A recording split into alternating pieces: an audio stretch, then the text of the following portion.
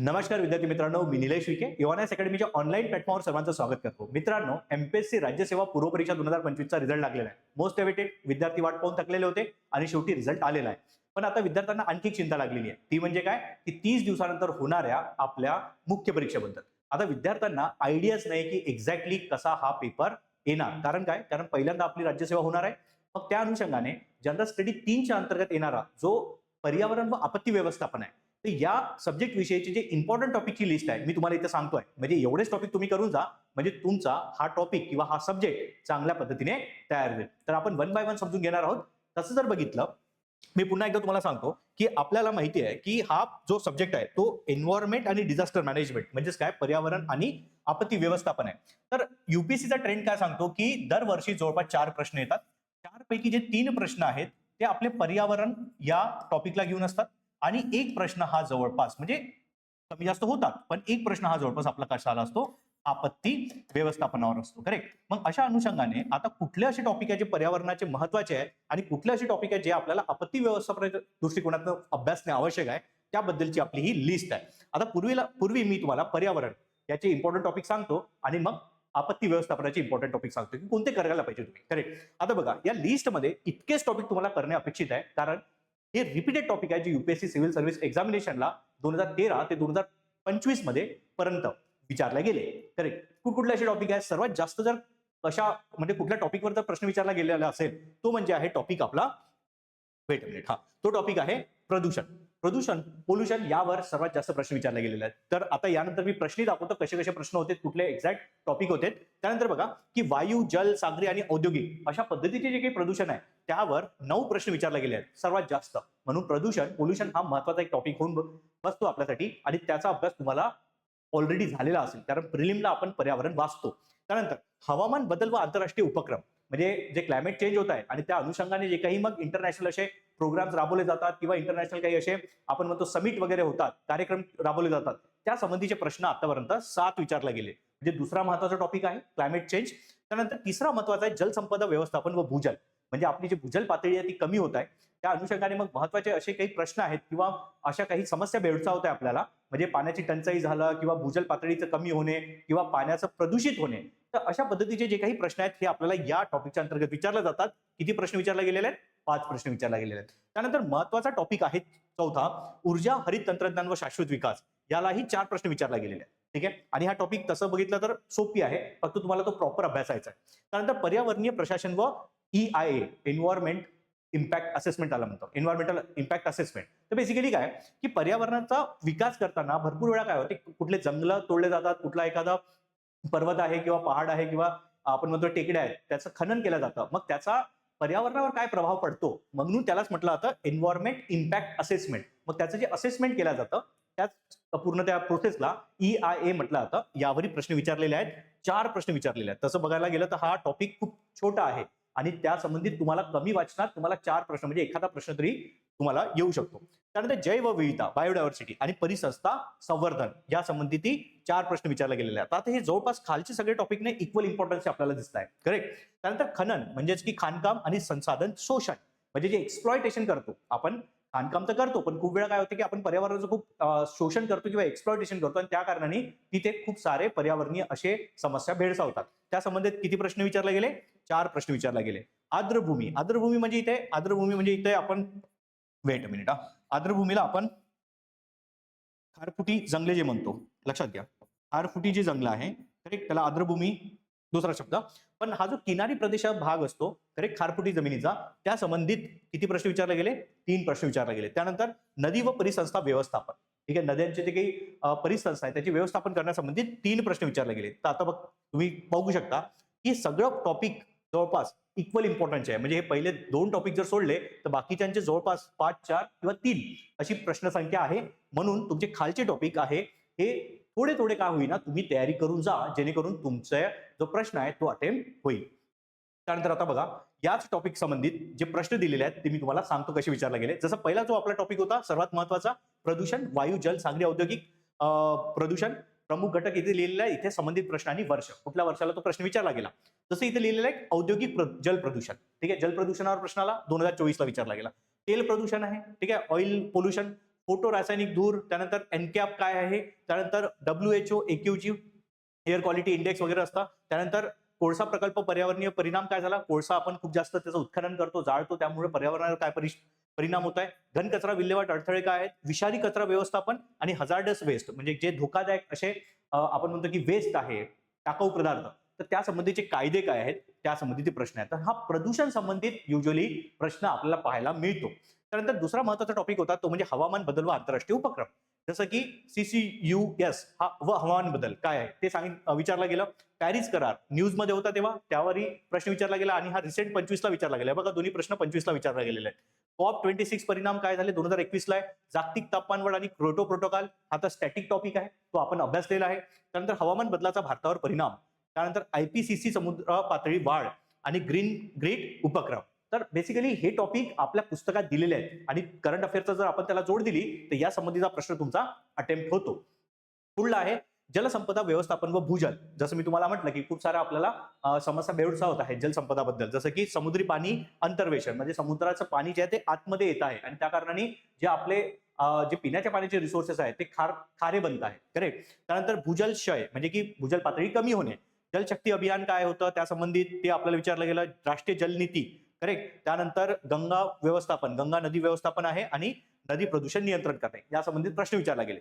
पुढला important topic होता हरित ऊर्जा किंवा मग ऊर्जा हरित तंत्रज्ञान आणि शाश्वत विकास या संबंधित आपण बघितलं विद्युत वाहने इलेक्ट्रिक व्हेकल्स.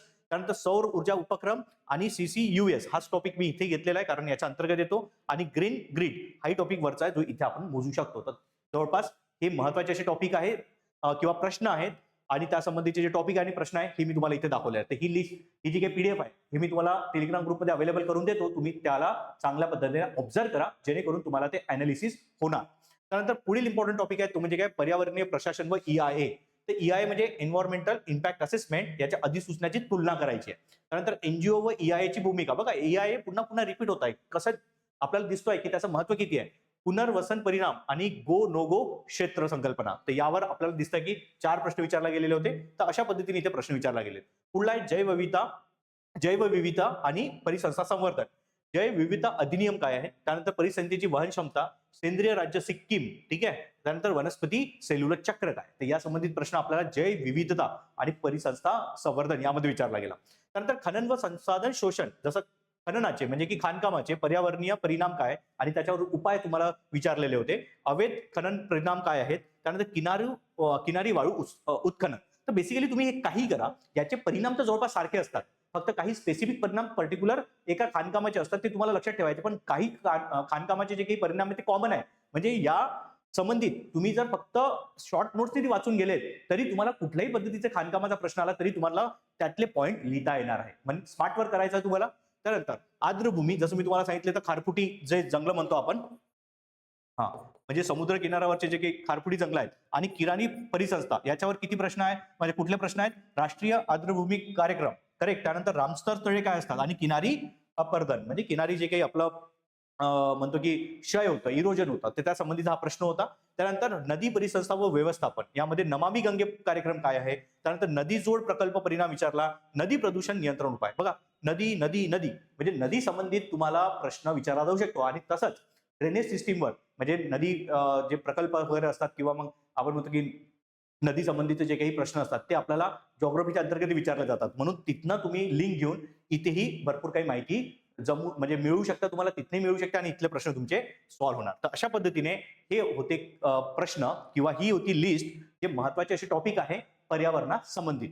आता पुढली जी लिस्ट आहे ती लिस्ट आहे आपत्ती व्यवस्थापन, ठीक आहे, डिझास्टर मॅनेजमेंट. आता डिझास्टर मॅनेजमेंट तसं बघितलं तर एकच प्रश्न येतो, पण असं नाही. काही वेळा मी तुम्हाला म्हटलं की दोन्ही प्रश्न येतात. मग अशा अनुषंगाने तुम्हाला तो एक प्रश्न येतो किंवा 2 प्रश्न येतात म्हणून तो ऑप्शन मध्ये सोडून येता येणार नाही. कारण कसं आहे की आपत्ती व्यवस्थापन संबंधीचे जे प्रश्न आहे ना ते डुएबल आहे, म्हणजे की तुम्ही लिहू शकता. फक्त इतकं त्यात स्मार्टवर थोडं आपल्याला वापरायचं आहे. आता तुम्ही म्हणाल सर एक प्रश्नासाठी 2 प्रश्नासाठी इतके टॉपिक वाचायचे का, पण याच्यातले काही असे टॉपिक आहेत तुमच्या ऑलरेडी प्रिपेअर्ड आहे, म्हणून चिंता करू नका. फक्त तुम्हाला त्या प्रश्नांना घेऊन किंवा त्या टॉपिकला घेऊन कसे प्रश्न विचारला चालले आणि उत्तर काय विचारला जाऊ म्हणजे लिहिला जाऊ शकतात त्या संबंधाने तुम्हाला त्याची तयारी करणे आवश्यक आहे. तर पहिला जो टॉपिक आहे तो म्हणजे काय, आपत्ती जोखीम न्यूनीकरण. म्हणजे त्याला म्हणतो की जे आपत्ती जोखीम आहे ती कशी कमी करायची, ठीक आहे, डिझास्टर जे आहे रिडक्शन. तर ती. त्यानंतर सेंडाई आराखडा. सेंडाई आराखडा हा वर्ल्ड वाईड असा एक स्टँडर्ड असा एक फ्रेमवर्क मानला जातं, ज्याच्या अंतर्गत आपण जे डिझास्टर आहे, जे आपत्ती आहे, त्याचं मॅनेजमेंट करतो. म्हणून सेंडाई आराखडा अतिशय महत्वाचा आहे. त्यातल्या आतमधल्या गोष्टी समजून घ्या. खूप छोटा आहे, इतकाही काही डिफिकल्ट आहे समजायला, पण तुम्ही समजला तर तुम्ही त्यातल्या जे काही गोष्टी आहेत त्या आपल्या कुठल्याही आपत्ती व्यवस्थापनामध्ये वापरू शकता. मग स्मार्ट वर्क आहे की सेंडाई आराखडा काय म्हणतो आणि त्या अनुषंगाने मग बाकी व्यवस्थापन कसे केले गेले पाहिजे. तर याच्यात प्रश्न काय विचारले गेले, आपत्ती प्रतिकार क्षमता, सेंडाई चौकट काय आहे, त्यानंतर DRR उपाययोजना व ह्योगो. ह्योगो लक्षात घ्या, सेंडाईच्या पूर्वी ह्योगो फ्रेमवर्क होतं. तर ह्योगो फ्रेमवर्क आहे, सेंडाई फ्रेमवर्क आहे, त्यामधला फरक काय आहे, तुलना काय ते तुम्हाला समजून घ्यायचं आहे. त्यानंतर दुसरं महत्वाचा टॉपिक आहे आपत्ती व्यवस्थापनाच्या अंतर्गत, तो म्हणजे आपत्ती असुरक्षितता, व्हल्नरेबिलिटी ज्याला म्हटलं जातं, आणि जोखीम मूल्यांकन. ठीक आहे, म्हणजे यामध्ये प्रश्न जर बघितले, असुरक्षिततेचे प्रकार काय आहेत, असुरक्षितता व जोखीम मूल्यांकन या संबंधित प्रश्न विचारला गेलेला आहे. आणि महत्वाचं म्हणजे भूकंप व्यवस्थापन. ठीक आहे, मॅनेजमेंट ऑफ अर्थक्वेक किंवा डिझास्टर जो आहे, अर्थक्वेक ॲज अ डिझास्टर, त्याचं मॅनेजमेंट कसं केलं जातं या संबंधित 2 प्रश्न आहे. 21ला विचारला गेला, 15ला विचारला गेला. प्रश्न आहे भारताची भूकंप असुरक्षितता सांगायची, व्हल्नरेबिलिटी, आणि भूकंप तयारीतल्या त्रुटी सांगायच्या की अजूनही आपण कसं कमजोर आहोत त्याला मॅनेज करण्यासाठी. त्यानंतर पूर व्यवस्था, शहरी पूर अतिशय महत्वाचा टॉपिक आहे, या संबंधित प्रश्न विचारले जातात. पूर इन जनरल यावर्षी बघितला आपला भरपूर असा भाग महाराष्ट्राचा जो पूरग्रस्त होता, त्या अनुषंगाने मग हा टॉपिक महत्वाचा बनतो, कदाचित यावर प्रश्न येऊ शकतो. म्हणून लक्षात ठेवा की पूर व्यवस्थापन, त्यातही पर्टिक्युलरली शहरी पूर या संबंधित प्रश्न विचारला गेलेला आहे. शहरी पूर कारणे व धोरण, शहरी पूर पूर्वतयारी यंत्रणा. त्यानंतर महत्वाचा टॉपिक आहे भूस्खलन व्यवस्थापन. आता भरपूर भूस्खलन आपण पावसाळ्या वगैरे मध्ये बघतो, किंवा मग आपल्याला दिसतं की कुठले कुठे जे काही असे पर्वत आहेत ते कमजोर आहेत, म्हणजे की ते एवढे चांगले त्याच्यामध्ये बंद तयार झालेले नाहीये मातींचे, त्या कारणाने ते ढळतात आणि त्या कारणाने भरपूर काही असं नुकसान आपल्याला पाहायला मिळतं. करेक्ट. मग हा भूस्खलन व्यवस्थापन ही महत्वाचा टॉपिक बनतो. जसं आपण केरला वगैरेचं यावेळेस बघितलं, वायनाड जो काही जिल्हा आहे तिथल्या भूस्खलनाच्या केसेस खूप मोठ्या प्रमाणावर भूस्खलन झालं. त्या अनुषंगाने मग या भूस्खलन व कारणे, भूस्खलन कारणे व राष्ट्रीय धोरण काय आहे, आणि जोखीम नकाशांकन म्हणजे त्याचं मॅपिंग जे केलं जातं ते आपल्याला बघायचं आहे. त्यानंतर ढगफुटी, ढगफुटी संदर्भात ढगफुटी यंत्रणा व उदाहरणे आणि उत्तराखंड संदर्भातील NDMA मार्गदर्शक तत्वे हे महत्वाचे आहे. ढगफुटीवरही प्रश्न येऊ शकतो, लक्षात घ्या. मी इथनं तुम्हाला जे दिसत आहे ना, भूकंप व्यवस्थापन, पूर व्यवस्थापन, भूस्खलन व्यवस्थापन आणि ढगफुटी, हे सगळेच्या सगळे काय आहेत, आपले डिझास्टर आहे, आपत्ती आहे. मग या सर्वांचं व्यवस्थापन तुम्हाला एक वेळा वाचून घ्यायचं. खूप सोपी आहे. तुम्ही जर फक्त ऑनलाईन जर टाकलं की बाबा भूकंपाचे व्यवस्थापन करण्यासंबंधीचं काय स्टेप्स केल्या गेल्या पाहिजे, किंवा ऑनलाईन रिसर्च केलं, किंवा तुम्ही ChatGPTला जर दिलं, तर तुम्हाला सगळा डेटा मिळून जातो. तुम्ही कुठल्याही वेबसाईटवर गेलेत आणि जर सर्च केलं की बाबा भूकंपाचे व्यवस्थापन कसे केले गेले पाहिजे, तर तुम्हाला तिथनं डेटा मिळतो. तो तुम्ही ChatGPT मध्ये ट्रान्सलेट करा, तुमचेच पॉईंट तिथे तयार होतात. आणि जवळपास तुम्हाला काय दिसणार की यांच्या व्यवस्थापनांमधल्या खूप साऱ्या ज्या स्टेप्स असतात त्या कॉमन असतात. म्हणून कॉमन स्टेट पहिले आयडेंटिफाय करणे, आणि काही मग त्या आपत्ती स्पेसिफिक म्हणजे आपत्ती संबंधित जे स्पेसिफिक स्टेप्स आहेत त्या फक्त लक्षात ठेवणे. करेक्ट.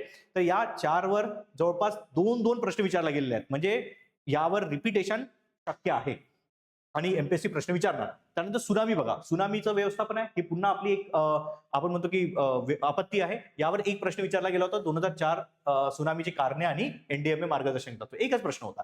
तर कदाचित तुम्ही तो सोडवू शकता, पण पहिले 4 ज्या आपत्ती सांगितल्या तो तुम्ही करायलाच पाहिजे. त्यानंतर दुष्काळ व्यवस्थापन, ठीक आहे, जे आपला दुष्काळ पडतो त्याचं व्यवस्थापन कसं आहे. धरणफुटी संदर्भात प्रश्न विचारला गेला होता. करेक्ट. त्यानंतर खनन व पर्यावरणीय आपत्ती, हे तर आपलं पूर्वी होतं. करेक्ट. पण त्या खननमध्ये काय आपत्ती तयार होऊ शकतात, तो हा प्रश्न आहे. शासनातील बदल, प्रतिक्रियात्मक ते पूर्वतयारी दृष्टिकोन, म्हणजे पूर्वी काय व्हायचं की जे शासन आहे ते ऍक्च्युली डिझास्टर झाल्यावर सगळ्या गोष्टी करायचं, पण आता आपण काय करतो, डिझास्टर होण्यापूर्वी, आपत्ती होण्यापूर्वीच त्याचं मॅनेजमेंट कसं केलं गेलं पाहिजे. पूर्वीचं जे धोरण होतं ते आपण टाळून किंवा ते आपण बदलून आता नवीन एक धोरण जे राबवलं आहे की आपत्ती होण्यापूर्वीच त्याची कशी तयारी करावी, तर या संबंधित हा प्रश्न होता. पण तुम्हाला याच्या आधीचे जे टॉपिक दिसत आहे, म्हणजे इतके टॉपिक, तुम्ही इतके टॉपिक जरी केले तुमचा आपत्ती व्यवस्थापनाचे टॉपिक होऊन जाणार. म्हणून तुम्हाला एवढेच टॉपिक करायचे आहे आपत्ती व्यवस्थापनासंबंधित, कारण वेळ कमी आहे आणि वेळ कमी असल्या कारणाने हे टॉपिक तसे जर बघितले तुम्ही एका दिवसात तयार करू शकता. काही मोठी गोष्ट नाही आहे. थोडा स्मार्ट वर्क करा. या सगळ्या गोष्टी ज्या आहेत त्यात म्हणजे म्हणतात त्याचा जो काही डेटा आहे तो आपल्या वेबसाईटवर अँपल अमाऊंट मध्ये अवेलेबल आहे. फक्त तुम्हाला स्मार्ट वर्क करून थोडा ChatGPTचा वगैरे वापर करून त्याला ट्रान्सलेट करून घ्यायचा आणि समजून घ्यायचा. तर हे होतं आपलं पर्यावरण आणि आपत्ती व्यवस्थापन यांच्या इम्पॉर्टंट टॉपिकची लिस्ट. होप की तुम्हाला या सगळ्या गोष्टी कळालेल्या असतील. तरी तुम्हाला जर काही डाऊट असेल तर हा माझा पर्सनल नंबर आहे, यावर तुम्ही कॉल करा आणि अधिक जे माहिती तुम्हाला जाणून घ्यायची आहे ते तुम्ही जाणून घेऊ शकता. ठीक आहे. मी तुमचा कॉल कदाचित थोडा वेळेने उचलेल, पण तुमचे उत्तर मी देईल. कदाचित तुम्ही असे होऊ शकते की मी जर कॉल उचलला नाही, हाच माझा व्हॉट्सअप नंबरही आहे, तर या व्हॉट्सअपला तुम्ही मेसेज टाकू शकता. फक्त खाली मेन्शन करा तुमचं नाव आणि काय संबंधित तुम्ही प्रश्न विचारणार आहात. मी तुम्हाला कॉल बॅक नक्की करीन. असं होणार नाही की तुम्हाला कॉल बॅक येणार नाही, थोडा वेळाने येईल पण येईल. त्यानंतर बघा की तुम्हाला याच टेलिग्राम चॅनलला भरपूर असं मटेरियल आहे ते मिळणार आहे. जसं की या स्लाइड्स वगैरे मी सगळ्या तिथे अवेलेबल करून देतोय तुम्हाला. तिथनं तुम्ही या डाउनलोड करू शकता आणि तुमच्याकडे त्या स्टोअर करू शकता, जेणेकरून तुम्हाला कुठले टॉपिक वाचायचे त्या गोष्टी कळतील. तर आपला जो ऑफिशियल ग्रुप आहे एमपीएससी चॅनलचा, तो आहे MPSC_AONIS.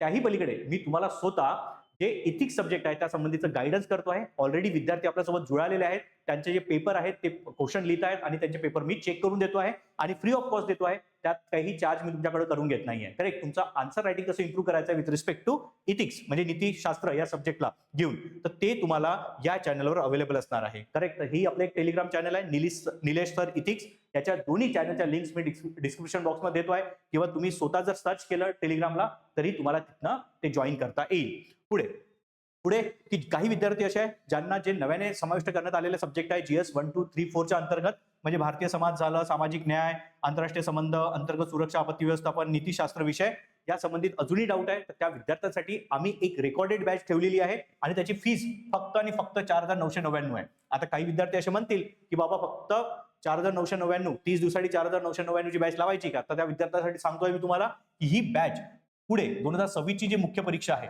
2026 ची जी मुख्य परीक्षा होईल तिथपर्यंत ही अवेलेबल असेल. म्हणजे जवळपास या कोर्सची व्हॅलिडिटी 9 मंथ आहे आणि तुम्हाला जितक्यांदा बघायचं आहे म्हणजे की अनलिमिटेड टाइम तुम्ही बघू शकता. आणि त्यामध्ये जे तुम्हाला मेंटर करतायत ते ऑलरेडी UPSCचे इंटरव्ह्यू दिलेली फॅकल्टी आहे. मी स्वतः इंटरव्ह्यू दिलेला आहे, तुम्हाला मी गाईड करणार. दीपक सर झाले, अभिलाष सर झाले, यांना तुम्हाला गाईड करायला आवडेल. म्हणून तुम्ही आमच्याकडनं जेवढं मार्गदर्शन घेऊ शकता तुम्ही करा, कारण आता 30 दिवसाचा आपला जो टार्गेट असणार आहे त्या संबंधितच आमचा सगळा प्रयत्न आहे. करेक्ट. त्यानंतर पुढे बघा, पुढे समजा जर काही विद्यार्थ्यांना फक्त इथिक्सची बॅच लावायची आहे तर फास्ट ट्रॅक अशी आपली इथिक्सची बॅच आहे, ती फक्त 1500 रुपयामध्ये आम्ही अवेलेबल करून देत आहे विद्यार्थ्यांना. करेक्ट. मिनिमम अशी प्राइस ठेवलेली आहे आणि त्यातही ही जी काही बॅच आहे ही बॅच पुन्हा एकदा 9 मंथ म्हणजे की पुढे जे काही आपली मुख्य परीक्षा येणार आहे 2026 ची, लक्षात घ्या 2026 ची जी काही मुख्य परीक्षा आहे, मुख्य परीक्षा आहे, त्या मुख्य परीक्षेला घेऊन या बॅचची व्हॅलिडिटी असणार. म्हणजे 2025 साठी तर ही कामात तर येणारच आहे, पण त्याही पुढेकडे 2026 साठी आम्ही ते अवेलेबल करून देतो आहे. त्यानंतर मित्रांनो की 2026 म्हणजे की आता 2025 ची तयारी नाही, पण त्यापुढे 2026 ची तयारी करणारे जे काही विद्यार्थी आहे त्यांच्यासाठी आम्ही एक समर्पण बॅच घेऊन आलेलो आहे, जी आपली प्रिलिम मेन्स इंटरव्ह्यू अशी पूर्ण इंटिग्रेटेड बॅच आहे आणि ती लाईव्ह आणि अनलिमिटेड रेकॉर्डिंग मध्ये अवेलेबल असेल. लाईव्ह आणि अनलिमिटेड रेकॉर्डिंग म्हणजे तुम्ही जितक्यांदा ते रेकॉर्डिंग बघायचं आहे तुम्हाला तितक्यांदा तुम्ही ते बघू शकता. त्यानंतर लाईफ टाईम व्हॅलिडिटी आहे जसं मी तुम्हाला म्हटलं, आणि बेसिक टू ऍडव्हान्स अंडरस्टँडिंग त्यामध्ये असेल. म्हणजे की पहिले तुम्हाला NCERTचं कव्हरेज, स्टेट बोर्डचं कव्हरेज आम्ही करून देऊ आणि त्यानंतर मग जे काही राज्यसेवेच्या लेवलचं जे ऍडव्हान्स अंडरस्टँडिंग आहे ते तुमचं आम्ही करून देणार आहोत. आन्सर रायटिंग प्रॅक्टिस त्यामध्ये असेल. PYQ अनालिसिस आम्ही तुम्हाला देतो आहे, PYQ अनालिसिस प्रिलिम एज वेल एज मेन्स. स्टडी नोट्स त्याच्यात प्रोव्हाइड होईल जे एक्सपर्टनी बनवलेलं आहे. टेस्ट सिरीज प्रिलिम आणि मेन्सच्या दोन्ही टेस्ट सिरीज त्यामध्ये आम्ही देणार आहोत. करेक्ट. आणि मेंटरशिप सगळ्यात महत्त्वाचं.